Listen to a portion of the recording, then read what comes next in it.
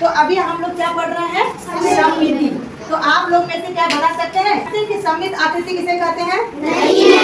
Very good. सममित रेखा किसे कहते हैं जानते हैं? नहीं है। नहीं। सममित तल किसे कहते हैं जान रहे हैं? नहीं है। सममित वस्तुएं किसे कहते हैं जान रहे हैं? नहीं है। नहीं ना जान रहे हैं। आज जब देखिए अभी क्या है कि आप लोग सममित वाला बना रहे थे ना। अब तो हम बहुत जान रहे हैं, लेकिन आपका इस चैप्टर में इन चारों चीज को जानना बहुत जरूरी है। जब ये चारों चीज को नहीं जाने मतलब आप चैप्टर को नहीं समझ रहे हैं। आकृति देखकर सेम टू सेम बना लेना वो आपके अधूरे ज्ञान का निशानी है। अधूरे ज्ञान का है ना। अभी देखो यहाँ फिगर भी बना हुआ है, साथ में ये 4 टॉपिक भी लिखा हुआ है। ये संगीत का ये मेन 4 टॉपिक, ये समझ गए? समझो ये चैप्टर आपके दिमाग में सब दिन के लिए धस गया। इस टॉपिक को समझेंगे कि सममित आकृति किसे कहते हैं। ठीक है, यहाँ देखिए ये गोल है, ये इस लकीर को हम अभी भूल जाते हैं। ये क्या है? गोल है। ठीक है, ये क्या है? गोल है। और इसी को हम 2 बराबर भाग में बांटे हैं। इसको हम कितने बराबर भाग में बांटे हैं?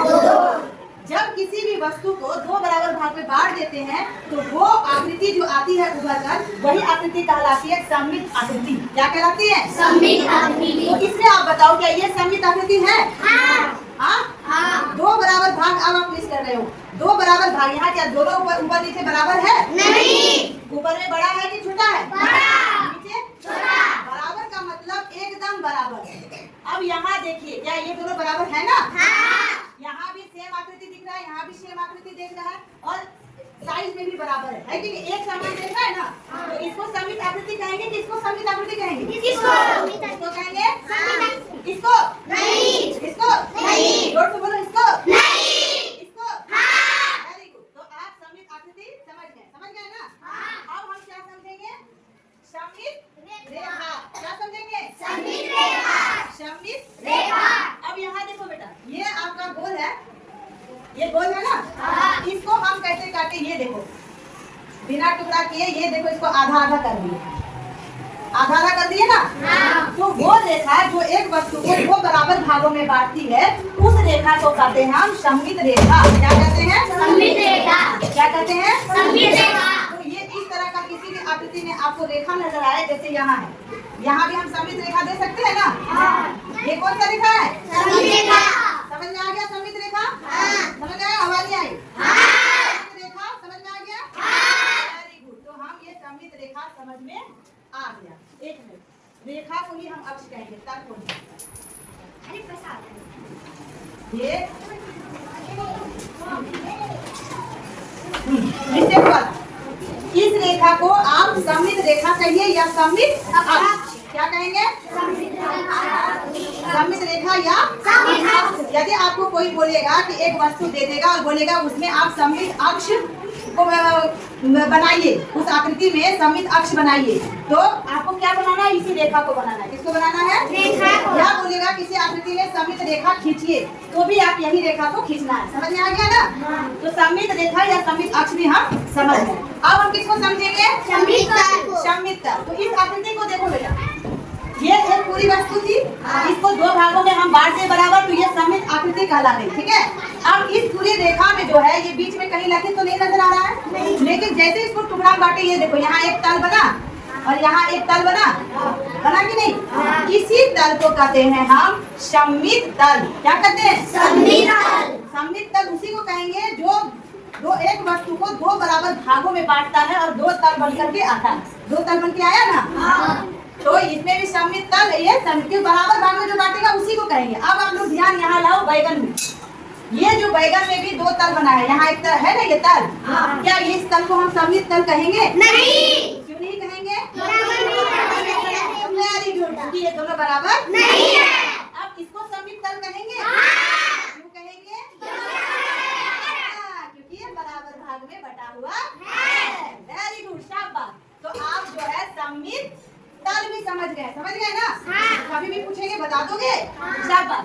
अब हम समझेंगे सममित वस्तुएं। क्या समझेंगे? सममित वस्तुएं। तो सममित वस्तुएं उसको कहते हैं जब किसी वस्तु को 2 बराबर भाग में हम बांट देते हैं तो वो वस्तु सममित वस्तु कहलाती है। यदि इसको हम यहाँ चित्र बना दें तो आकृति कहलाएगी। क्या कहलाएगी? आकृति। जैसे यहाँ पे आकृति बना करके आपको समझा कि ये सममित आकृति है। उसी प्रकार ये बैगन है या ये कागज है, जब इसको हम दो बराबर भाग में बांट करके और इसको अलग कर देंगे तब ये कहलाएगा सममित वस्तुएं। क्या कहलाएगा? सममित वस्तुएं। सभी को समझ में आ गया? हाँ। शाबाश। आप बताओ कि सममित आकृति कौन है? ये है? हाँ। ये है सममित आकृति? नहीं। तो ये है? हाँ। Very good. आप बताइए सममित रेखा, ये है सममित रेखा? नहीं। नहीं है? नहीं। ये है सममित रेखा? नहीं। नहीं है? नहीं। ये है सममित? हाँ। Very good. ये है सममित रेखा? हाँ।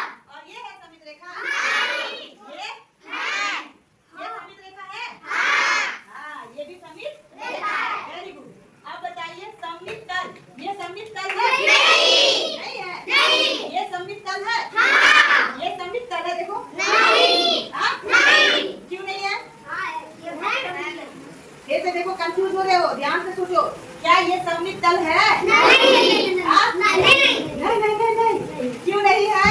बराबर नहीं है। बराबर नहीं है। Very good. तो क्या ये सममित तल है? हाँ। क्या ये सममित तल है? हाँ। वाह, वेरी गुड, बहुत अच्छे। अब है सममित वस्तुएं। क्या ये सममित वस्तु है? नहीं। नहीं है? नहीं। क्या ये सममित वस्तु है? नहीं। नहीं है? नहीं। वो है तो? नहीं है। अरे सममित वस्तु है? नहीं है। हम बोल रहे हैं। नहीं है। पक्का नहीं है? हाँ। अच्छा, तो ये है सममित वस्तु? नहीं। हाँ? नहीं। ये भी नहीं है? नहीं। ये नहीं है, ये नहीं है, ये नहीं है, ये नहीं। बोलो नहीं, ये सममित वस्तु नहीं। क्यों? वो सममित आकृति। ये क्या है? सममित आकृति। सममित आकृति है। और वस्तु हाथ में जो है, जो कि हम सामने से वो करके देख पाए। लेकिन ये वस्तु जो है, वस्तु का आकृति बना हुआ है, यदि हम इसको वस्तु करके इंगित करें तो भी आपको मानना होगा कि हाँ, ये सममित वस्तु का आकृति है। क्या है ये सममित वस्तु का आकृति है। और वस्तु मेरे हाथ में है। वस्तु कहाँ है? हाथ में। आपके किताब में चित्र बनाया जाएगा, उसमें कहेगा कि इन वस्तुओं को सममित वस्तु में बांटे। ठीक है?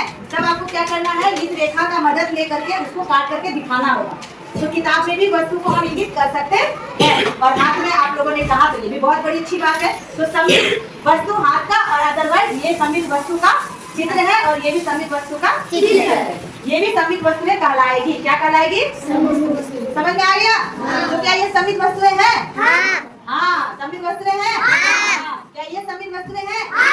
समझ में आ गया? कोई टेंशन नहीं। कोई दिक्कत नहीं। आपके एग्जाम में यदि हम पूछे सममित आकृति किसे कहते हैं, सममित रेखा किसे कहते हैं, सममित तल किसे कहते हैं, सममित वस्तु किसे कहते हैं, तो आप लोग बता दोगे? चित्र बना करके ही बताएंगे। जैसे दो चित्र देंगे, सममित आकृति, इनमें से कौन है, उसमें सही का टिक लगाए। तो क्या इसमें सही का टिक लगाइएगा? नहीं। किसमें लगाइएगा? वेरी गुड, शाबाश। किसमें लगाइएगा? सब समझ गए? बाकी बात करें बच्चे। अब आप लोग जो है कभी भूलिएगा नहीं। चैप्टर दिमाग में धस गया? हाँ। अब आप लोग को बनाना क्या है, ये आप अपने किताब में देखो। अब हम किताब में आते हैं, बस यही चैप्टर है बनाने के लिए। अब इसमें क्या लिखा हुआ है, पहले में बताया गया, नीचे दी गई आकृति में सममित अक्ष बनाया गया है। तो सममित अक्ष बनाया गया है। कौन है सममित अक्ष? ये चारों कोना जो दिया है, ये क्या? जोर से बोलिए। तो क्या ये है सममित अक्ष? ये है सममित अक्ष? हाँ।